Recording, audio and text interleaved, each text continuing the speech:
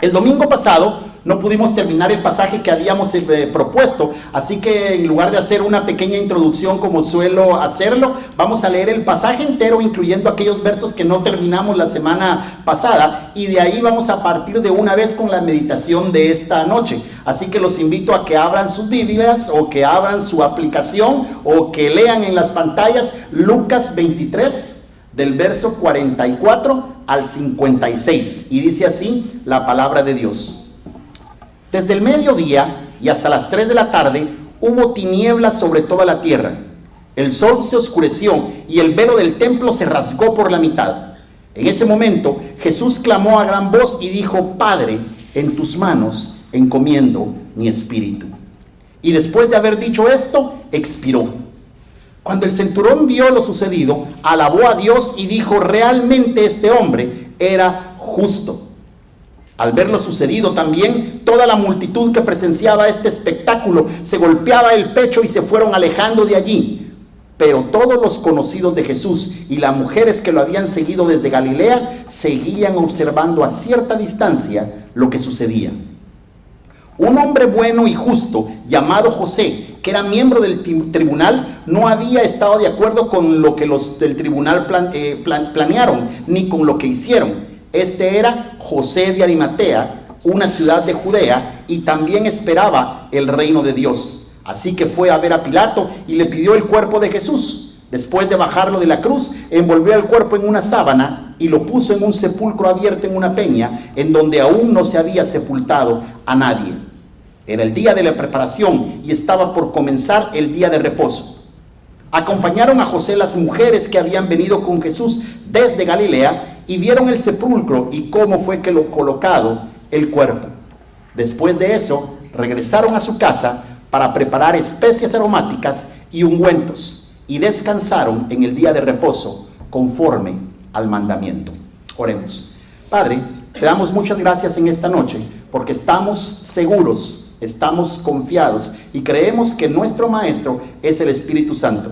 Gracias, Padre Santo, porque creemos que entonces el Espíritu Santo nos enseñará aquellas cosas que tú preparaste de antemano para que nosotros, tus hijos, lo entendiéramos, lo guardáramos en nuestro corazón y al salir de acá lo podamos poner por obra, que podamos vivir por ello. Padre, también te ruego por mí, para que al abrir mi boca pueda hablar con denuedo y valentía el misterio del Evangelio de Cristo Jesús, quien es nuestro Señor y nuestro Salvador. Amén y amén. Luego del diálogo que tuvo Jesús y los ladrones que estaban clavados a su lado, algo inexplicable sucedió. La oscuridad se apoderó de toda la tierra. Pudo haber sido un eclipse, pudo haber sido nubes, pudo haber sido una densa niebla. Algunos piensan que pudo haber sido un fenómeno local llamado Chansin o Hansin, depende de quién lo esté pronunciando, que es causado por vientos que vienen del norte de África y que suelen coincidir con los meses de marzo, abril, y puede durar varias horas. Lo cierto es que sin importar si fue un eclipse, sin importar si fueron las nubes, sin importar si fue el Chansin, sin importar lo que haya sido, coincidió precisamente, manejado por Dios. Se recuerdan que hemos estado hablando de la providencia de Dios. Coincidió precisamente cuando Jesucristo estaba a punto de morir. El Evangelio dice que durante 3 horas, desde el mediodía hasta las 3 de la tarde, las tinieblas se apoderaron de toda la tierra. La oscuridad rodeó por completo el lugar, la escena de la cruz. Pero para Jesús, el Hijo de Dios, la oscuridad era aún más terrible. La oscuridad era más profunda. La oscuridad era distinta. Una de las situaciones más difíciles que nos toca vivir a los seres humanos, y creo que con esto van a estar la mayoría de acuerdo conmigo, es que el dolor más grande no es el sufrimiento, no es la enfermedad, no es ni siquiera la muerte de un ser querido. El sufrimiento más grande que tenemos, lo más difícil que tenemos que pasar los seres humanos, es tener que pasar el sufrimiento solos. Necesitar ayuda y no saber a quién poder recurrir. Tratar de levantar la mano y no ver que hay otra mano lista para ayudarnos a nosotros. No ver que nadie te tienda la mano para ayudarte, eso duele. La soledad mata. Cuando el autor de Hebreos dijo que Jesús nos entiende, no estaba bromeando. Trate por un momento de imaginar conmigo, trate un segundo de pensar en lo siguiente. Por un instante, aquel que en el pasado inalcanzable dijo, sea la luz, y fue el mismo que habita en una luz que es inaccesible para nosotros desde la eternidad. Cuando estaba en la tierra, en ese lugar, Él dijo, sea la luz. También dijo, yo soy la luz. En ese momento de oscuridad, abrió su boca para gritar y dijo, Padre, ¿dónde estás? El silencio lo sumía más en esa oscuridad aterradora. Para el Señor Jesucristo, la oscuridad era aún peor, porque le calaba hasta los huesos. El que gozaba de completa comunión con el Padre, el que estando aquí en la tierra vio los cielos abrirse y ver la voz del cielo diciendo, este es mi Hijo amado. En esta oportunidad, al abrir los ojos y voltear a ver al cielo y gritar, Padre, ¿dónde están? En ese momento no vio los cielos abrirse y tampoco escuchó nada. Lo único que vio fue la oscuridad completa, densa, pesada, desalojadora. Jesús se sentía solo. Jesús se sintió incluso abandonado por Dios en ese momento tan trágico. Porque eso es lo que el autor de Hebreos nos dice, porque no tenemos un sumo sacerdote que no pueda compadecerse de nuestras flaquezas, sino uno que ha sido tentado, probado en todo como nosotros, pero que nunca pecó. Por tanto nos podemos acercar confiadamente al trono de la gracia para que recibamos misericordia y hallemos gracia para la ayuda oportuna. En esa soledad absoluta, un último grito salió de la boca de nuestro Señor Jesucristo. Padre, en tus manos encomiendo mi espíritu. Sin importar el silencio del cielo, sin importar lo extremo del sufrimiento, Jesús continuó confiando en su papá. ¿Por qué hizo eso? Como dijimos la semana pasada, él conocía a su papá y era partícipe de su plan divino. Pablo le dijo esto a los corintios, porque asimismo los que estamos en esta tienda gemimos agobiados, pero Dios es quien nos hizo para este fin y quien nos dio su espíritu en garantía de los que habremos de recibir. Por eso vivimos siempre confiados, pues sabemos que mientras estemos en este cuerpo, estamos ausentes del Señor, porque vivimos por fe, no por vista. ¿Sí? A veces nos sentimos solos. A veces no hay una mano extendida para ayudarnos. A veces hasta el cielo parece que ha cerrado su sucursal aquí en la tierra. Y aún así, si conocemos al Padre, sabemos que Él tiene un plan. Y además, en ese cielo tenemos un Cristo que experimentó lo mismo.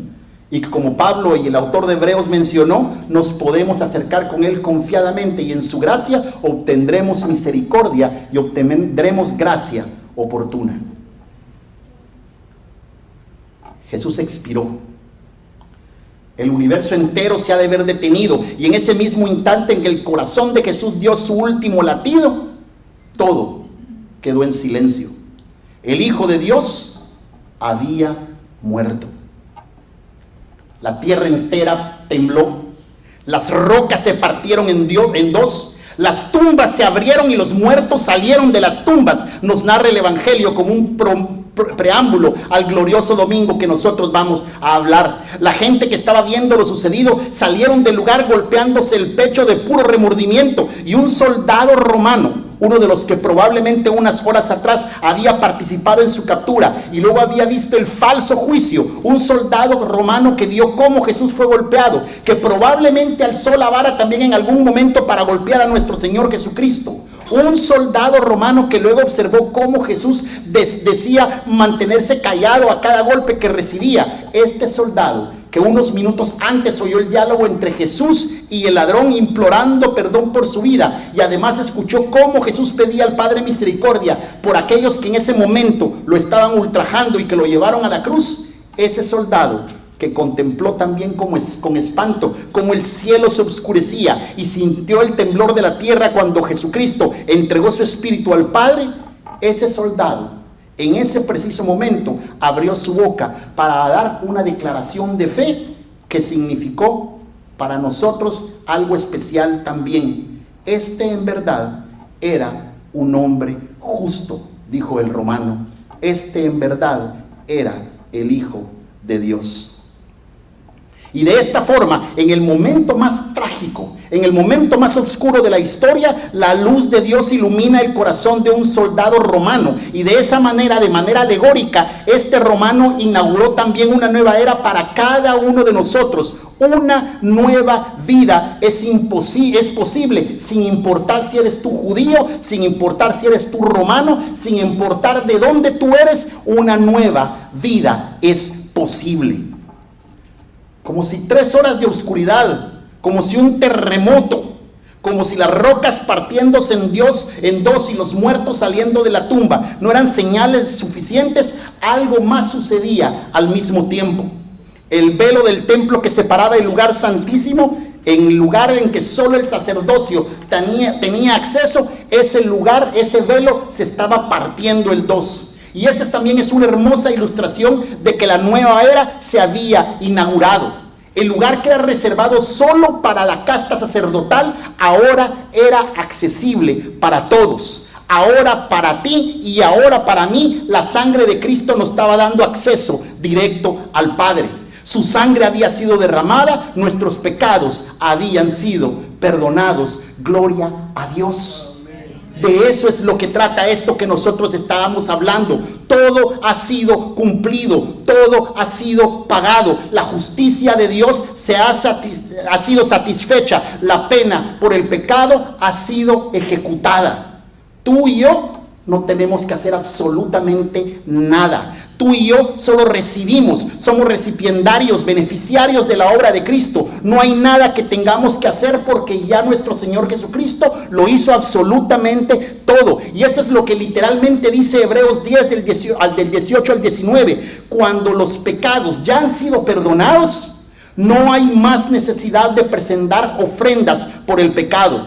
Hermanos, puesto que con toda libertad podemos entrar ahora en el lugar santísimo por la sangre de Cristo, por el camino nuevo y vivo que Él nos abrió a través del velo, es decir, por su propio cuerpo, acerquémonos con un corazón sincero y con la plena seguridad de la fe, porque todo ha sido cumplido.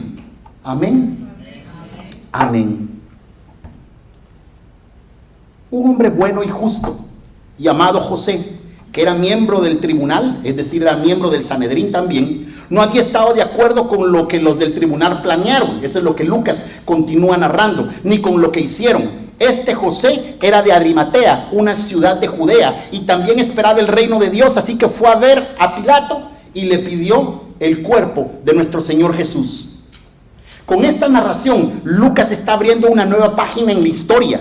Uno del Sanedrín, uno de los que hace una hora estuvo presente y promovió el juicio contra el Señor Jesús, toma una decisión que podía costarle caro. Al ver lo sucedido, algo cambió en su corazón.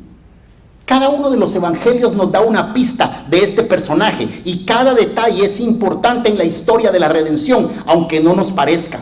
Mateo nos dice que era un hombre rico y que había sido discípulo de Jesús. Juan nos confirma que era un discípulo, pero dice que lo hacía en secreto porque tenía miedo del Sanedrín. Marcos agrega que también esperaba el reino, y Lucas nos dice en el pasaje que acabamos de leer que era un hombre bueno y que era un hombre justo. Tremendos apelativos, ¿verdad? Lo de bueno es fácil de entenderlo, porque en todos los estándares judíos él era un hombre bueno. Pero Lucas no se quedó allí. Lucas agrega que no solo era un buen hombre, él era también un hombre justo. Ahora, en la Biblia solo hay 2 grupos de personas a los que la Biblia le llama justo. Solo hay 2 grupos de personas a las que Dios le dice justo. El primero tiene un cupo limitado y solo tiene un miembro, Dios. La Biblia dice que no hay un solo justo, solamente Dios. Por eso es que cada una de las veces que Cristo fue encontrado justo en este camino a la cruz, tiene un gran significado teológico, porque en otras palabras, al decir que Cristo es justo, si Cristo es justo, lo es porque es Dios. Es parte de su naturaleza y lo confirma en toda su vida cuando estuvo aquí en la tierra. Él no cometió pecado. Por eso Pedro dice, porque también Cristo padeció una sola vez por los pecados. Él que es justo por los injustos, para llevarnos a Dios. Así que en el primer grupo de justos solo tenemos un miembro, nuestro Señor Jesucristo, el Señor y Padre, nuestro Dios. Entonces, ¿quién está en el segundo grupo de justos?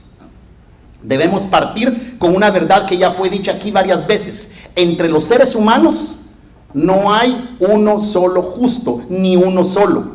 Sin embargo, José de Arimatea era un hombre justo. Entonces, ¿cómo le hizo para convertirse en justo? De la misma manera que todos los que pertenecen al segundo grupo de justos. Fue declarado justo por la gracia de Dios. ¿Cómo es esta historia?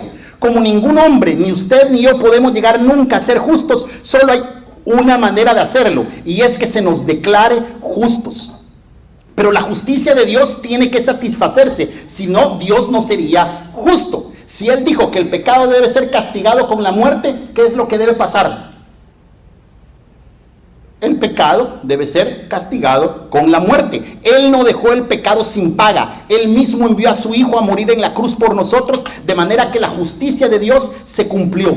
Hubo un pago por el pecado y ahora nosotros podemos ser declarados justos. No por nosotros, por lo que Él hizo en la cruz del Calvario. Pablo lo puso de manera similar a Pedro. El que no cometió ningún pecado, por nosotros Dios lo hizo pecado, para que en Él nosotros fuéramos hechos justicia de Dios. Pero hay aquí algo extra. No solo nos fueron limpiados nuestros pecados, sino que fuimos declarados justos. Es decir, ante los ojos de Dios, usted y yo somos justos, tal y como nuestro Señor Jesucristo es justo. Él, por sus propios méritos, por su naturaleza. Nosotros también justos, igual que Jesucristo, pero por los méritos de Cristo y por la gracia de nuestro Dios. Pongámoslo de esta otra manera. Usted y yo somos pecadores. Merecemos la pena de nuestros pecados, la muerte. Dios, que es un Dios justo, no va a pasar por alto su propia justicia. Así que Él mismo tomó el asunto en sus manos. Envió a su Hijo a morir en la cruz, de manera que la justicia se cumpliese. Y ahora, como un regalo, Dios nos declara justos.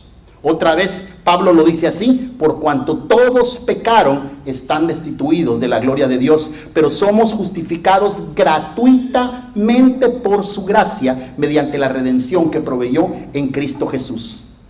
Así que aquí tenemos un hombre que seguía a Jesús, pero lo hacía desde lejos. Le daba pena que sus colegas del Sanedrín supieran que él estaba de acuerdo con Jesús. Estuvo presente en todo el juicio y aunque no estaba de acuerdo con lo que sucedía, se mantuvo callado.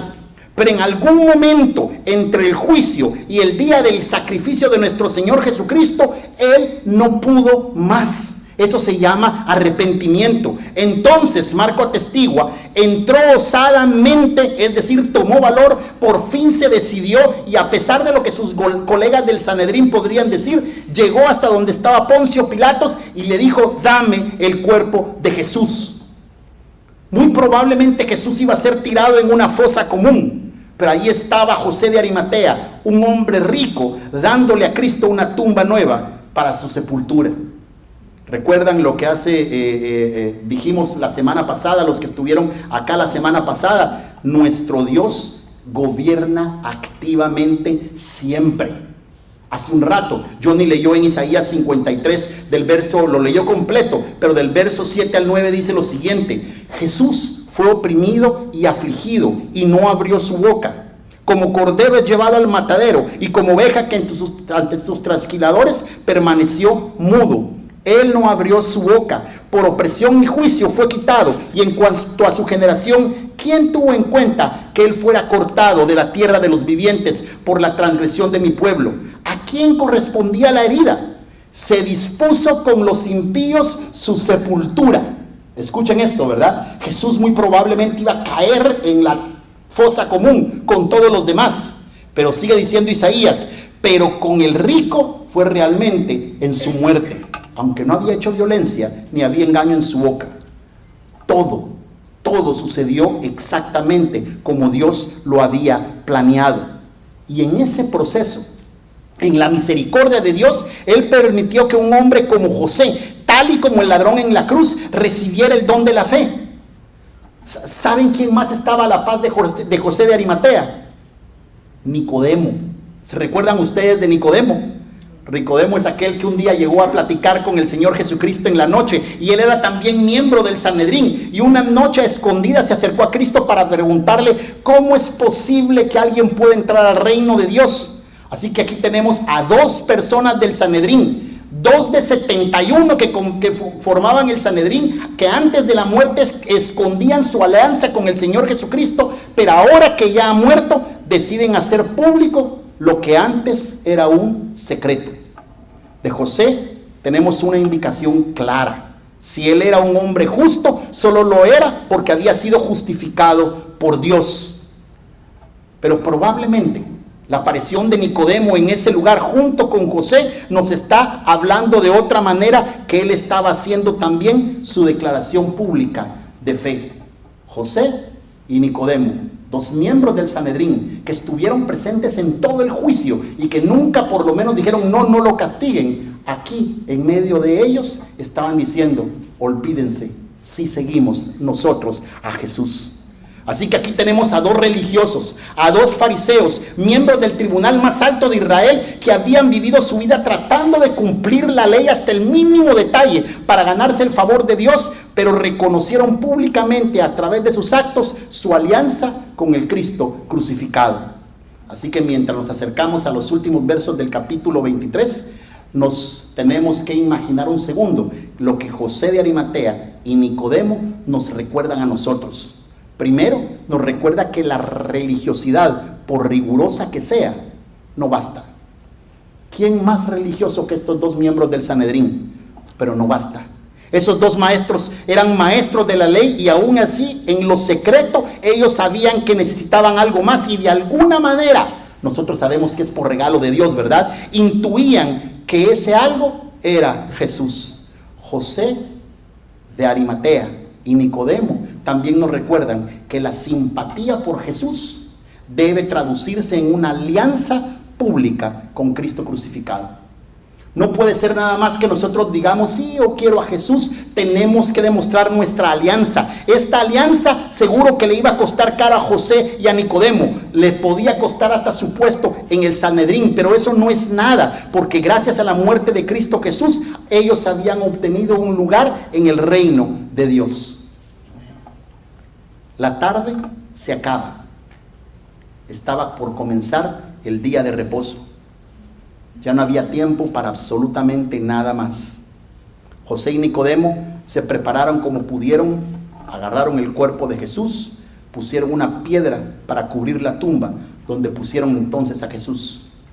Los soldados, los apóstoles, se dispersaron, se escondieron, estaban confundidos, estaban decepcionados, no sabían qué hacer. Y a cierta distancia había un grupo de mujeres, las que siempre seguían a Jesús y miraban desconsoladas donde habían puesto el cuerpo de maestro que yacía allí muerto y preso en la tumba fría. Gracias, Padre, te damos en esta noche. Gracias te damos, porque tú nos has dado ejemplo de que tú mismo estando allí sentiste el dolor, sentiste la soledad, sentiste lo que muchos de nosotros sentimos muchas veces, que estamos solos. Pero aún así, Cristo Jesús, tú te aferraste al Padre y seguiste llamándolo papá y seguiste confiando en Él. Gracias también por el testimonio de José de Arimatea y el testimonio de Nicodemo, porque aun cuando ellos por un tiempo eran simpatizantes tuyos, pero lo hacían por secreto, en el momento oportuno ellos decidieron salir al público y decir lo que realmente creían y amaban, que estaban dispuestos a perder cualquier cosa pero querían seguirte a ti. Padre, gracias por esas mujeres que te siguieron hasta la tumba fría y que aunque estaban desconsoladas, aunque estaban asustadas junto con los discípulos, siguieron viendo en ti, siguieron poniendo los ojos en ti. Te dejamos hoy en la tumba fría, pero el domingo nosotros nos levantamos muy de mañana junto con esas mujeres para celebrar que Cristo ha resucitado. Gracias, Padre Santo. Oramos en Jesús. Amén.